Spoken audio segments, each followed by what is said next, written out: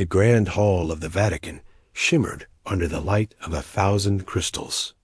It was an ocean of black ties, crimson sashes, and the simple white cassocks of clergy. The air hummed with a low, polite chatter, the sound of money and influence being carefully curated for a good cause.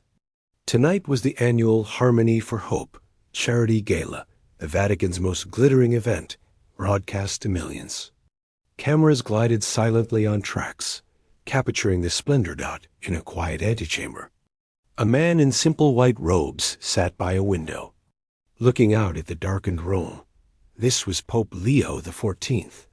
He was not a commanding figure. In his early 70s, he had a kind, weathered face and eyes that often held a distant, thoughtful look, as if he was listening to a faint, far-off song. He loved music, sacred music especially. The complex structures of a Palestrina Mass, the soaring grief of a Pergolesi Stabat Mater, these were like theological arguments to him, written in notes instead of words. He understood their soul, but his hands, resting in his lap, told a different story. They were the hands of a scholar, accustomed to turning pages, not creating beauty. He had, as a boy, taken piano lessons for a few painful years. His teacher, a patient old nun, had finally patted his shoulder and said, "Your love for the music is a gift. Perhaps playing it is not." He had accepted this with a smile. The love was enough.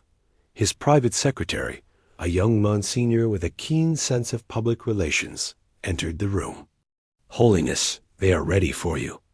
Remember, after the welcome address, the program says you will introduce the first performance."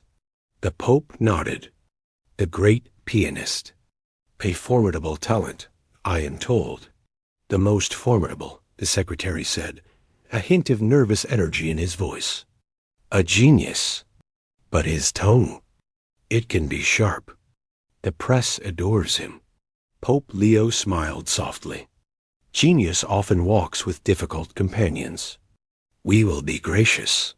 Out in the hall, at the most prominent table, the genius in question sipped mineral water. He was a man in his 50s, with a leonine head of gray hair and eyes that missed nothing. He was dressed in an impeccably tailored tuxedo that seemed like a second skin. This was the maestro, a man who sold out concert halls from New York to Tokyo. He was famous for two things: the breathtaking, almost violent emotion of his playing, and his utter intolerance for what he called musical dishonesty, sentimentality, false notes, lazy technique. These were crimes in his world. He watched the Vatican officials mingle with movie stars and bankers with a barely concealed amusement.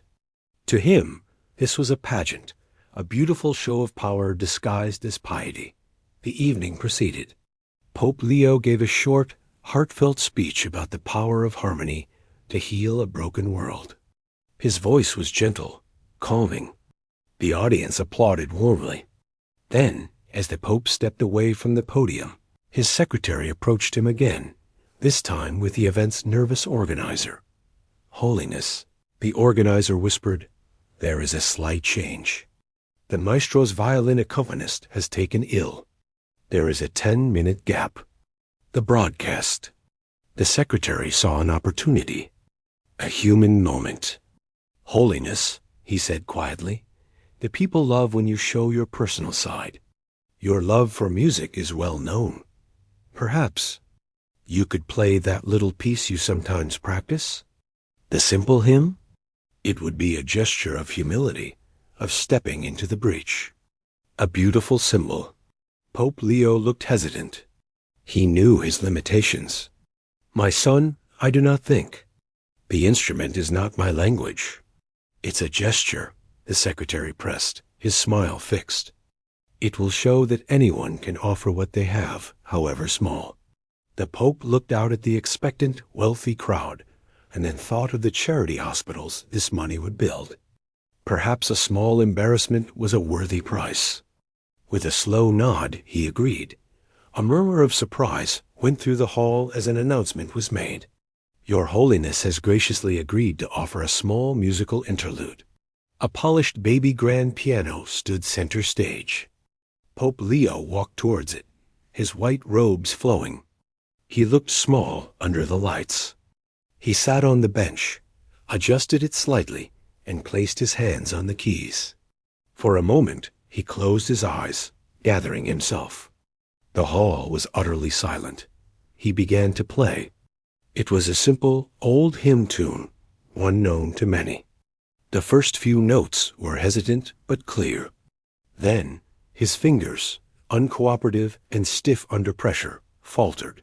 He hit a wrong note, a jarring, discordant sound that echoed in the perfect acoustics. He flushed, stopped, and tried again from the beginning.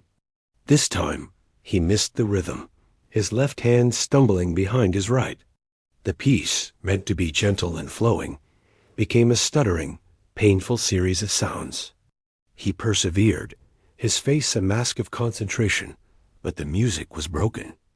It was not merely a bad performance by a professional standard. It was the sound of someone sincerely trying and failing to make their heart audible through their hands. The audience held its breath in a collective wince. They froze, a sea of pained smiles and downcast eyes, not wanting to witness the Pope's quiet struggle. The silence between the wrong notes was heavier than any sound dot at the front table the maestro watched. Initially, his face showed the professional's horror at the technical carnage. His eyebrows climbed. Then, as the Pope doggedly continued, a different emotion emerged. It was not pity, but a kind of cold, contemptuous amusement. He leaned over to the famous actress seated next to him and murmured something behind his hand. A smirk played on his lips. It was the smirk of a king watching a peasant try to wear a crown. The Pope finished. The final chord, thankfully, was correct. He let his hands fall into his lap and looked up, a faint, apologetic smile on his face. The applause that erupted was thunderous, but it was the loud, aggressive applause of relief, of support, of wanting to cover up the awkwardness. It was applause for the effort, not the art dot, as the Pope stood and gave a small, humble bow. A television reporter, sensing drama, quickly moved to the front table. She thrust a microphone toward the maestro, her eyes bright. "Maestro! A unique performance. What did you think? Can you give us a professional opinion?" The maestro looked into the camera, then at the retreating back of the Pope. The ghost of the smirk returned. He knew this would make headlines. He chose his words like precise, poisonous darts. "A professional opinion?" he said, his voice smooth as velvet, carrying in the sudden hush. "It is difficult to give one where there is no profession. What we witnessed was acoustical curiosity. It had the rhythmic certainty of a stalled engine and the emotional depth of a metronome. I have heard cats walk across keyboards." He paused, letting the cruel metaphor hang. "And they, at least, have the element of surprise. This was simply sad." The reporter's eyes went wide. The people within earshot gasped. The comment cut through the polite atmosphere like a shard of ice. It wasn't just criticism. It was a public, elegant evisceration. Within seconds, the words were being whispered across tables, then texted across the globe. The maestro simply took another sip of his water. His work done. Back in the antechamber, the Pope's secretary was ashen-faced, gripping a tablet where social media reactions were already exploding with the clip. "Holiness, hey!" The maestro. His words were. Pope Leo stood by the same window, his back to the room. He had heard the comment relayed by a frantic aide. He was silent for a long time, watching the lights of Rome. He did not feel anger. He felt a profound sadness, a loneliness. The music in his heart, the one he truly heard, felt further away than ever. "What would you have me do?" the Pope finally asked, his voice quiet. "The College of Cardinals will demand a statement. We must condemn this disrespect. We can withdraw his invitation, Rebuke him publicly. The secretary Pope Leo turned. The hurt in his eyes was deep, but it was already being replaced by something else, something thoughtful. A flicker of that distant listening look. He shook his head slowly. No condemnations. No rebukes. He walked to a simple desk, took a sheet of paper, and picked up a pen. Bring me the private dossier on the maestro. Not his press clippings. His life. And then leave me. I must write a letter. The secretary stared, utterly confused. The world was screaming for a reaction, and the Pope wanted to write a letter? Holiness, what will the letter say? Pope Leo looked at the blank page, then out towards the hall where the brilliant, cruel man sat. It will say, he replied softly, almost to himself, what he needs to hear. The silence in the Pope's private study was thick and heavy. It was the quiet after a storm, but the air still crackled with the tension of what had happened out in the hall. The gentle hum of Rome at night came through the window, a normal sound that felt completely foreign now. The Pope sat in a worn armchair by a small bookshelf. He wasn't reading. He wasn't praying with his eyes closed. He was just sitting, his hands folded in his lap, looking at the empty fireplace. The television in the corner was off. The frantic energy of the outside world had been shut out, but he could feel it pressing against the doors. Outside that door, in the polished marble corridors of the Apostolic Palace, the storm was raging. His young private secretary was practically running, his black shoes clicking a rapid, anxious rhythm on the floor. He carried a tablet like it was a hot coal, handing it to one cardinal, then another. You've seen the headlines? The social media clips? It's a wildfire. A group of officials, their faces tight with concern, huddled near a grand painting. They were the Pope's advisors, men tasked with protecting the dignity of the office. This is an unprecedented insult, one said, his voice a low hiss. A direct attack on the person of the Holy Father. It cannot stand without a response. The secular networks are playing the clip on a loop, another added, pinching the bridge of his nose. They are not focusing on the charity. They are focusing on the ridicule. They are interviewing music critics, asking them to analyze the performance. The secretary scrolled on his tablet. The British outlet says, Piano Pontiff penned by Pro. The American headline is, Pontiff's performance gets thumbs down from Maestro. It's all a joke to them. A older cardinal, a man with a calm demeanor but sharp eyes, spoke. The question is not the insult. The question is our response.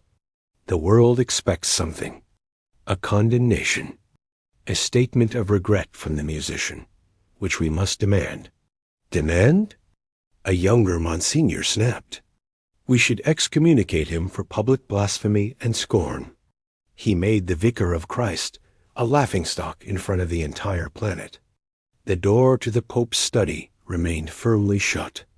The secretary looked at it, feeling a knot of frustration. He is in there, writing. He asked for the maestro's personal file, not the press kit. The real one. The older cardinal blinked. What for? I don't know. He said he is writing him a letter. A wave of disbelief passed through the group. A letter? The young Monsignor repeated, his voice rising. This is a public relations disaster of the highest order. You don't fix it with a letter. You fix it with a strong, unified front. You fix it by putting that arrogant man in his place. They began drafting responses in their minds, speaking over each other. We must issue a communiqué from the Secretariat of State, express deep disappointment at the lack of respect. Too weak. We should disinvite him from the remaining events. Have his security escort revoked. A formal statement, quoting canon law on the duty of the faithful to show reverence. Their voices blended into a chorus of outrage and strategy. It was all about damage, about counters, about winning back the narrative. It was about the institution. Inside the study, the Pope was thinking about the man.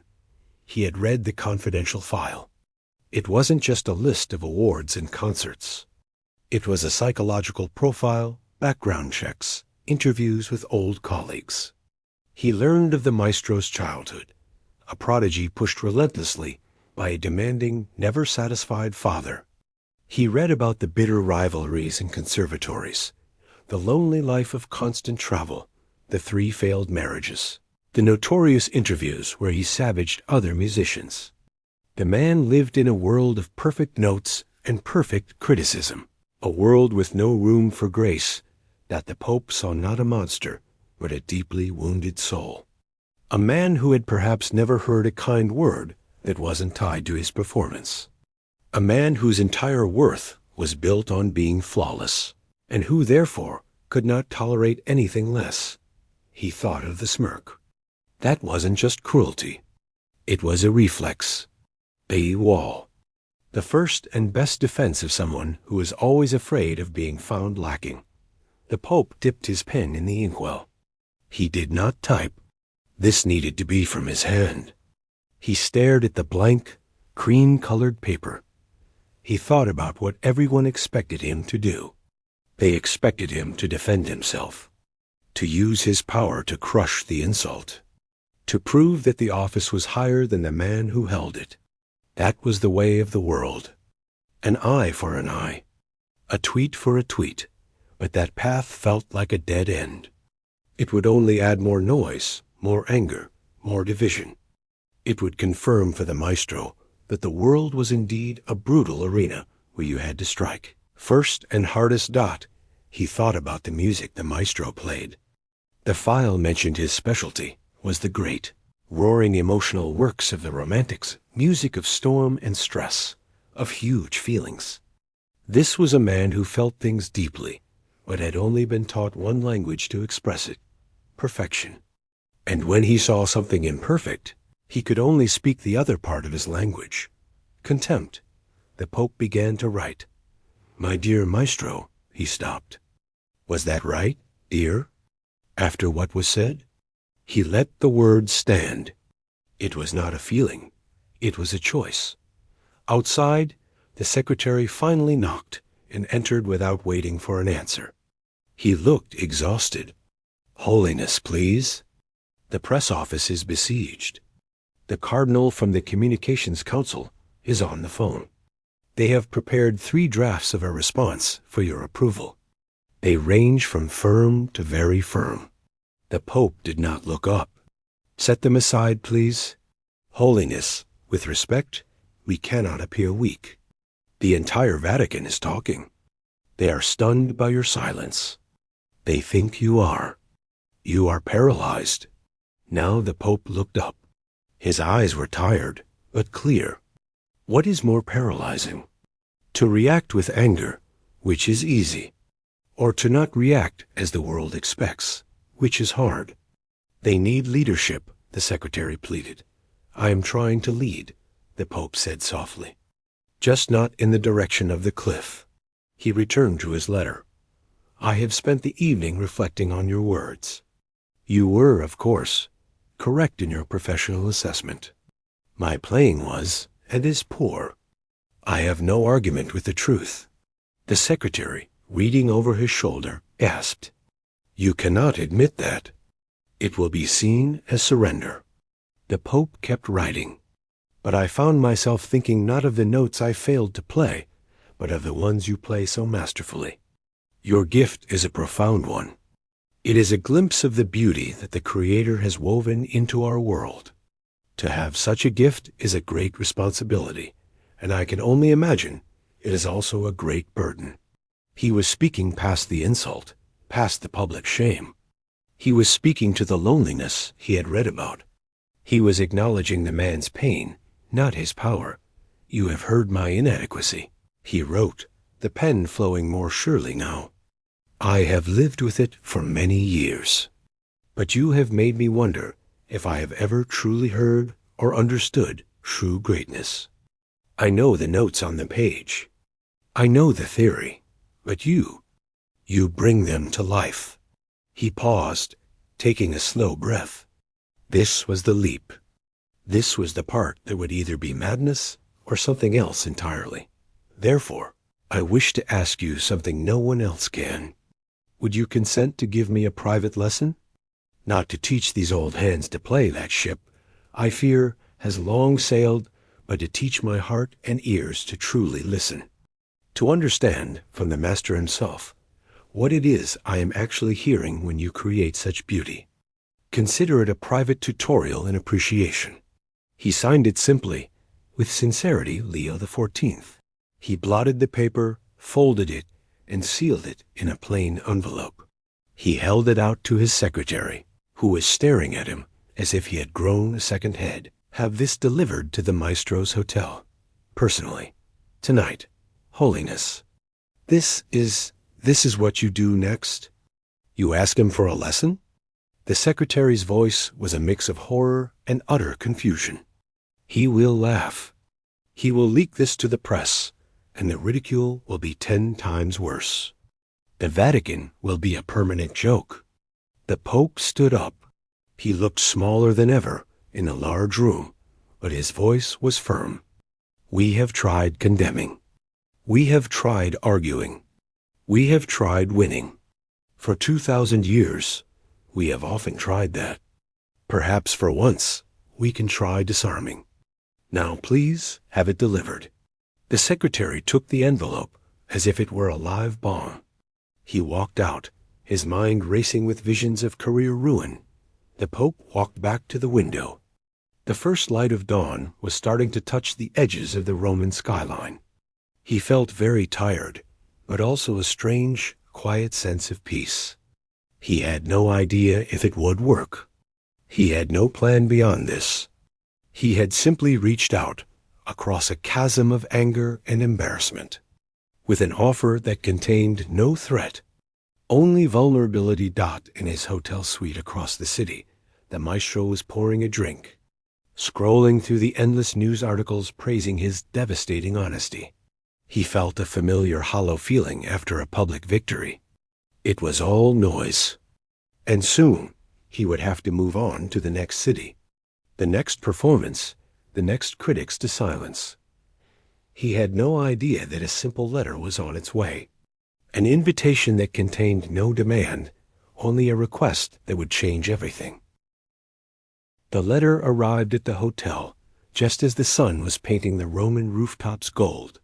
A young Vatican courier in a simple suit handed it to the concierge, who sent it up with a bellman.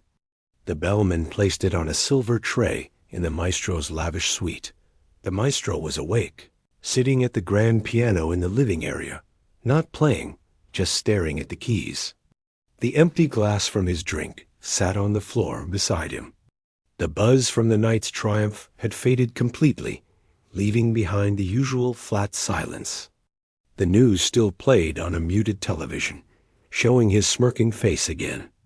It looked ugly to him now in the morning light. Not clever, just mean. He saw the envelope. Thick, cream paper, sealed with plain wax, no fancy crest. Just his name and suite number written in a neat, old-fashioned hand. He knew what it was.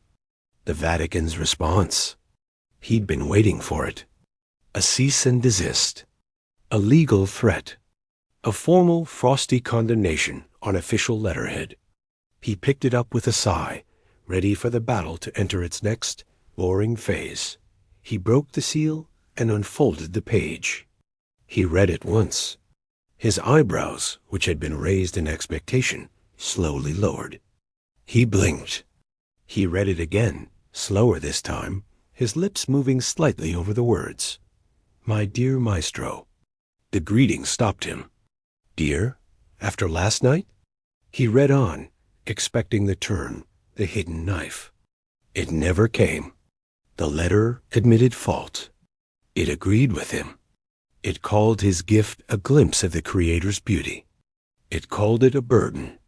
That word, burden, hit him in a place he rarely let anyone see. And he reached the request. The private lesson. Not to play. To listen. He let out a short, sharp laugh of disbelief. He read that line 3 times. To teach my heart and ears to truly listen. He looked up from the page, out the window over the city toward the distant dome of St. Peter's. What game was this? What kind of sophisticated, twisted trap was the old man setting? It had to be a trap. A publicity stunt to make the church look merciful, and him look like a fool if he refused. Or worse, if he agreed. They'd film it, edit it to make him seem like a convert, a softened beast, not his manager. A sharp-eyed man who had been on the phone all morning managing the crisis came bustling out of the bedroom. Good. You're up. The lawyers are drafting a preemptive statement in case they sue for defamation. I've got 6 new interview requests, all major networks. They want your take on the Vatican's inevitable response. The maestro didn't answer. He just handed him the letter. The manager scanned it, his professional mask slipping into pure confusion. A lesson? What does this mean? It's a trick. It has to be. They want to get you in a room on their turf and pressure you to apologize. Or they'll have hidden cameras. This is damage control for them, not an honor for you. He says he wants to understand, the maestro said quietly, more to himself than to his manager. He says I can teach him to hear. Teach him to hear? The manager scoffed. He can go buy a music theory book. This is nonsense. You will respond with a brief, polite decline.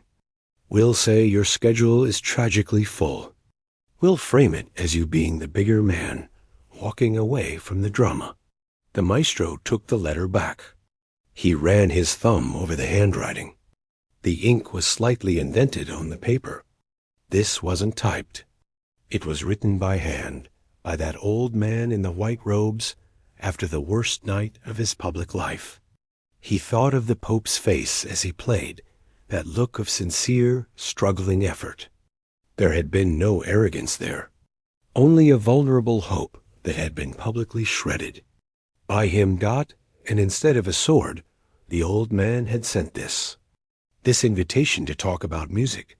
No, the maestro said, his voice firmer. No what? No, I won't decline. I'll go. The manager threw his hands up. Have you lost your mind? This is a minefield. Every word you say will be used against you. It's a no-win scenario. What do I win here? The maestro snapped, gesturing to the opulent, empty suite. Another headline? Another sold-out hall full of people who clap because they're supposed to? He's not asking for a performance. He's asking for, I don't know what, but it's not what everyone else wants. He looked back at the letter. He's the only one who didn't ask for anything last night, and I'm the one who gave him a knife in the back for it. I'm going. 2 days later, at a prearranged time, the maestro was shown into a small plain room in the apostolic palace. It wasn't an audience chamber. It looked like a professor's study. Books lined the walls. A simple wooden desk. 2 chairs. And in the corner, a good but not spectacular upright piano. The Pope was already there, standing by the window. He turned as the maestro entered. He wore his simple white cassock, no fancy vestments. The maestro was in a dark, elegant suit. They were 2 creatures from different planets. The air was instantly, painfully awkward. There was no audience now to play to, no cameras to smirk for. It was just them. The silence was loud. Thank you for coming, the Pope said finally, his voice gentle. He did not offer a hand to shake. He just gestured to one of the chairs. Please. The maestro nodded, sitting stiffly. Your letter was unexpected. I imagine it was, the Pope said, taking the other chair. He didn't smile. He wasn't trying to be charming. He just was present and quiet. I must thank you again for agreeing. I know it places you in a difficult position with your people. My manager thinks I'm a fool, the maestro said bluntly, testing the waters. A small, genuine smile touched the Pope's eyes. My secretary thinks I am a fool as well. It seems we have something in common already. The maestro didn't know what to say to that. He was off balance. He was used to attacks, to flattery, to negotiation. He wasn't used to gentle, disarming honesty. So, the maestro said, crossing his legs, trying to reclaim some control. A lesson in listening. How does that work? Shall I play scales? Explain the circle of fifths? The Pope shook his head. No, nothing from a textbook. Today, I would just like you to play something you love. Something that speaks to you. Not what you think I should hear. Not what is most impressive. Just play. As if you were alone. The request was so simple it was disorienting. The maestro stared at him. He hadn't played for no reason, with no goal, in decades. Every note was for a purpose. Practice, rehearsal, performance. He stood slowly and walked to the piano. He sat on the bench, adjusting it automatically. He placed his hands on the keys, feeling their cool solidity. He felt the Pope's quiet presence behind him, waiting. What to play? His mind, usually a catalogue of perfection, went blank. He couldn't play the furious, difficult piece he'd been rehearsing. That was showing off. He couldn't play a simple hymn. That would seem like a joke. Then, without deciding, his fingers found a few notes. A slow, wandering melody. It was a piece by a French composer, not very famous. It was melancholic and searching, full of unresolved questions. He had discovered it as a student, and had always played it for himself when he was confused or tired. It was his private music. He played. The sound filled the small room, intimate and close.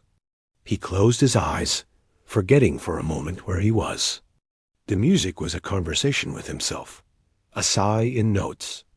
When the last chord faded, he opened his eyes. The room was silent again. He turned. The Pope was sitting very still, his head tilted slightly. He wasn't looking at the maestro's hands. He was looking into the middle distance, as if watching the music hang in the air. There were tears in his eyes. Not dramatic ones, just a quiet shimmer. He didn't clap. He just said, very softly, "Thank you." The maestro was unnerved. You understand it? The structure is ambiguous. The harmony is. I understood that you are lonely, the Pope said, his gaze coming back to the maestro, and that you are searching for something the notes can't quite find. The maestro felt a jolt, as if he'd been touched with a live wire. He had never, in all the thousands of reviews of his playing, heard anyone describe the feeling so accurately, and with such compassion. They talked of his technique, his power, his passion. No one had ever said, "You are lonely." He looked away, his throat tight. "It's just music," he muttered, a defensive reflex. "Is it?" The Pope asked. There was no challenge in his voice. It was a real question. When you play like that, is it just notes? Or is it a prayer you don't know how to say any other way? The maestro had no answer. He felt exposed, seen in a way that was terrifying and strangely relieving. The walls he'd built so high around himself felt transparent in this quiet room. "I think," the Pope said, standing slowly, "that is enough for today. You have given me a great gift. You played your heart, not your resume." The lesson was over. It had lasted 20 minutes. The maestro stood, feeling unsteady. "What?" he began, then cleared his throat. "What would you like to hear next time?" The Pope smiled, that soft, knowing smile. "Next time, I would like to hear why that piece makes you sad. But only if you wish to tell me." He walked the maestro to the door. As the maestro stepped into the corridor, back into the world of strategy and image, he felt like he was leaving a sanctuary. He didn't look back. He couldn't. Back in the study, the Pope's secretary rushed in from a side door, his face a picture of anxiety. "Well, what happened?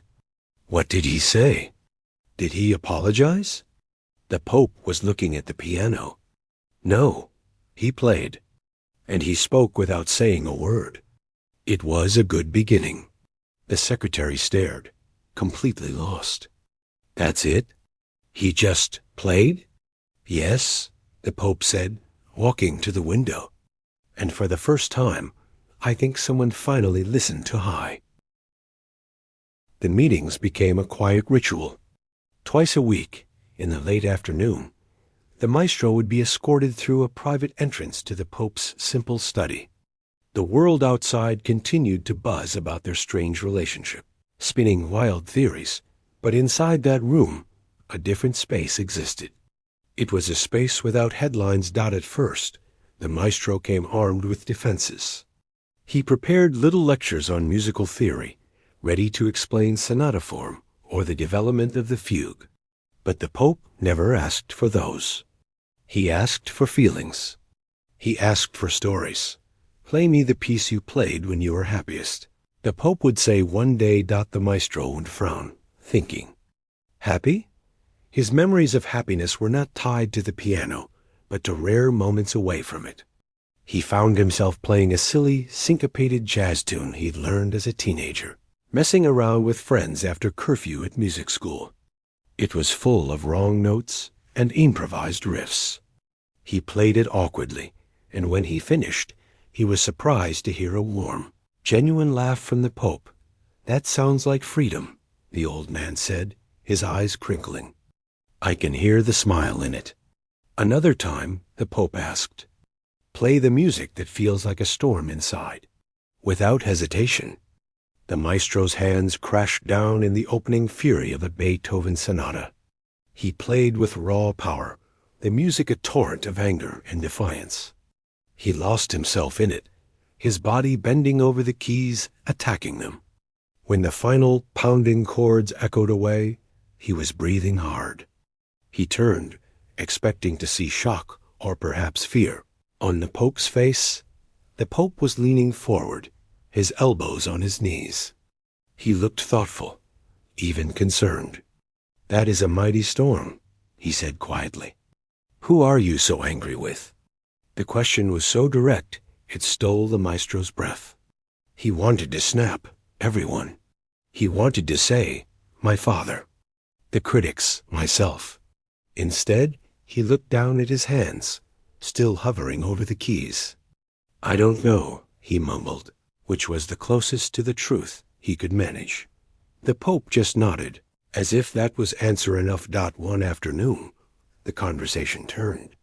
They had been talking about the idea of grace in music, the unearned, beautiful moment that seems to come from somewhere else. The maestro, frustrated, scoffed. Grace is a poetic word for luck, for a neural firing that happens to work. It's not divine. It's biological. The Pope listened and asked softly, "Then why does it give you joy when it happens? If it is just a chemical reaction, why does it feel like a gift?" The maestro had no rebuttal. He felt cornered, not by argument, but by a simple question he'd never considered. His whole life was built on control, on perfecting the chemical reaction. The idea of receiving something he hadn't meticulously built was unsettling. "You speak of a soul in music," the maestro said, a sharp edge returning to his voice. It was a defense, a way to push back. "Let me hear your soul, then. Play for me again. Play the same piece from the gala." The air in the room changed. The Pope's gentle expression didn't falter, but a deep sadness passed behind his eyes. He held the maestro's challenging gaze for a long moment. Then, without a word, he stood and walked to the piano. The maestro moved aside. The Pope sat on the bench. He paused, not in fear this time, but in a kind of quiet gathering. Then he began. The same simple hymn. The same clumsy fingers stumbling over the same transitions. A wrong note here, a rushed phrase there. It was, technically, just as bad as it had been on that horrible night, but the maestro did not listen with the ears of a critic this time. He listened as the Pope had asked him to listen. He heard the intent behind the stumbling rhythm. He saw the man's complete lack of pretense. There was no pride here, but there was also no shame. There was only a profound, unwavering love for the melody itself. A love so strong it didn't care about the broken vessel it was passing through. The Pope played it through to the end, the final chord simple and clean. He kept his hands on the keys for a second, then let them fall into his lap. He looked up, not at the maestro, but at the music stand, as if apologizing to the song itself for his poor service. The maestro found he couldn't speak. The cruel, clever comment he had prepared died in his throat. He had asked for the man's soul, and in the clumsy, honest offering, he had finally seen it. He saw the courage it took to be that vulnerable, not once, but twice. He saw a humility he himself had never possessed. "Your technique," the maestro said, his voice strangely thick. He had to clear his throat. "Your technique is still terrible." The Pope smiled, a small, accepting smile. "I know." The maestro looked away, out the window where the Roman sun was beginning to set. "But I think I finally heard the theme." The Pope's smile deepened. He didn't ask what the theme was. He just nodded. That moment was a door opening. After that, the maestro stopped preparing. He just came. Sometimes he played. Sometimes they just talked. The maestro found himself speaking of things he never discussed. The crushing loneliness of tour buses. The hollow feeling after a standing ovation. The fear that one day his hands would betray him, and the music would leave for good. The Pope never offered easy answers or preached. He just listened. Truly listened. Once, after the maestro had ranted about a particularly vicious critic, the Pope said, "It must be exhausting to carry so many opinions, both good and bad. Your own is the only one you never get to hear." It was the truest thing anyone had ever said to him. The Pope's secretary, monitoring from a distance, grew more confused. There were no statements, no photo ops, no signs of the maestro's capitulation. Just these quiet, long visits. He finally dared to ask, "Holiness, what is the strategy? When does the conversion happen?" The Pope looked at his young secretary with pity. "My son, this is not a siege. It is a conversation. You do not have a strategy for a conversation. You just have it.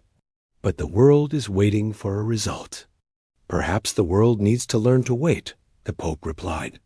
"Some things cannot be rushed."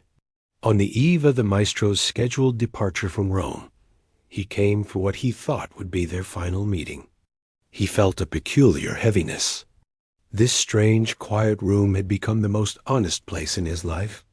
"I play in London next week," he said, not knowing why he was telling the Pope his schedule.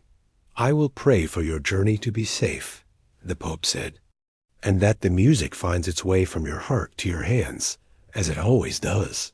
The maestro hesitated. "I have been working on something. Not for performance. Just for me. It is not finished. It is probably not very good." The Pope's eyes lit with a quiet joy. "Would you play it?" The maestro went to the piano. He placed his hands on the keys, took a deep breath, and began. It was a short, simple piece. It was not flashy. It had a wandering, questioning melody in the right hand, and soft, supportive chords in the left. It was not sad, not happy, but somewhere in between, a feeling of searching, but without the old bitterness. It was the sound of a wall beginning to crack, letting in a sliver of light. When he finished, the room was silent. He felt naked. It was the most personal thing he had ever composed. The Pope was silent for a long time. Then he said, "That is beautiful. It is a beginning. It has no ending yet," the maestro admitted. "The best things often don't, the Pope said. He stood and went to his desk. He picked up a small old book. A gift. For your journey. It was a small volume of psalms, in Italian and Latin. The pages were thin and well worn. The maestro took it, his fingers tracing the old leather. I don't really... You don't have to read it, the Pope said gently. Sometimes just holding a thing that has been held by someone who believes in you is enough. It is a reminder that this conversation does not have to end. The maestro clutched the book. He wanted to say thank you, but the words felt too small.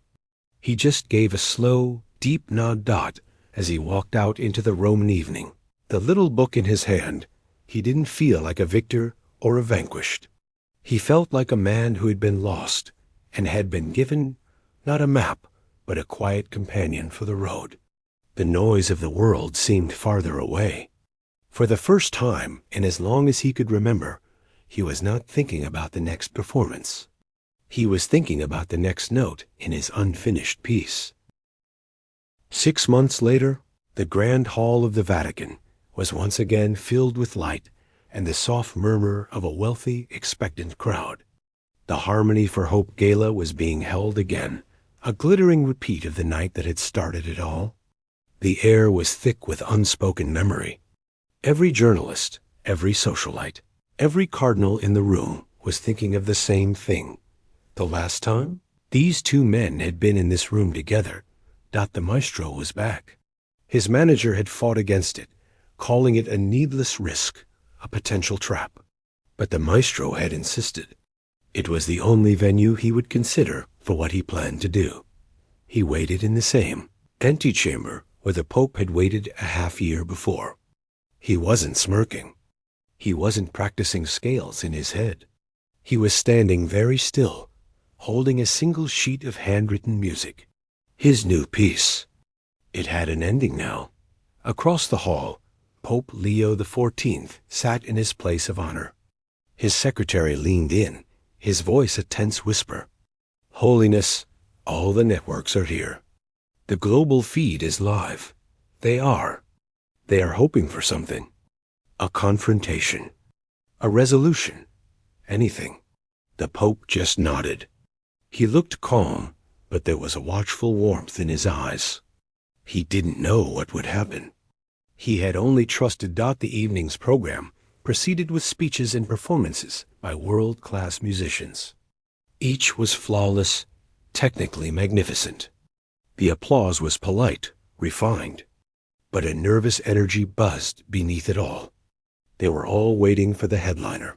Finally, the host announced him. Ladies and gentlemen, returning to us tonight, the incomparable maestro. The applause was explosive, charged with curiosity and drama. The maestro walked onto the stage, not with his old predatory grace, but with a solid, purposeful stride. He bowed once briefly to the audience. Then he turned and bowed his head, just slightly, to the Pope. It wasn't a grand gesture. It was simple, respectful. He sat at the magnificent concert grand piano. The hall fell into a silence so complete you could hear the rustle of silk. He began to play. It was not the furious, stormy piece everyone expected. It was the piece he had written, the one with the wandering, questioning melody. But it was fuller now, richer. The searching theme returned, but it was met by answering harmonies, like a voice finding a friend in the darkness. It was not a sad piece, nor a purely joyful one. It was complex, layered with memory and struggle, and a hard-won, gentle piece. It was the sound of the last 6 months. It was a private conversation made public in the only language he truly knew. As he played, the cameras, as they always did, searched for reaction. They found it in the Pope. He was not watching the maestro's famous hands. He was listening. His eyes were closed. His face, illuminated by the stage lights, was a picture of deep, serene attention. He was not the embarrassed novice of memory. He was the listener he had asked to become. A small, unconscious smile touched his lips as a particular phrase resolved. He understood this music. He had heard its birth. The final notes were not loud, but soft, lingering in the air like a question finally answered with a quiet yes. The maestro let his hands rest, then fall. For a second, there was that same silence as before. But this was not a silence of horror or pity. It was a silence of breath being held, of a shared moment being understood.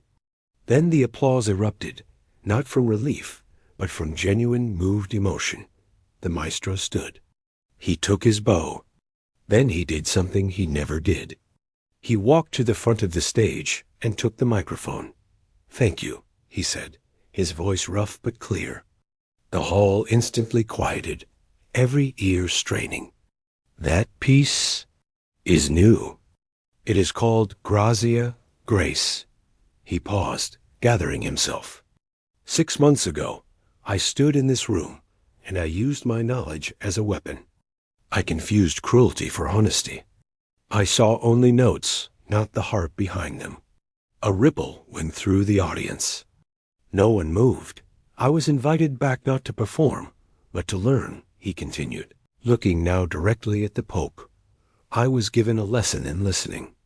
And my teacher was a man who had every right to answer my noise with more noise, but who instead answered with a silence so generous, it forced me to hear my own emptiness.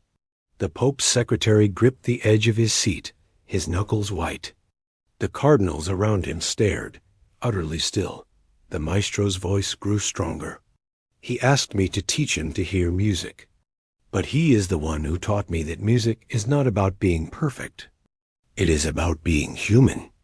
It is about the spaces between the notes where the meaning waits. It is about the courage to offer what you have, even if your hands tremble. He took a deep breath. So tonight, I would like to return the invitation. He turned his gaze from the Pope and swept it over the stunned audience. The greatest performance I have witnessed was not in any concert hall.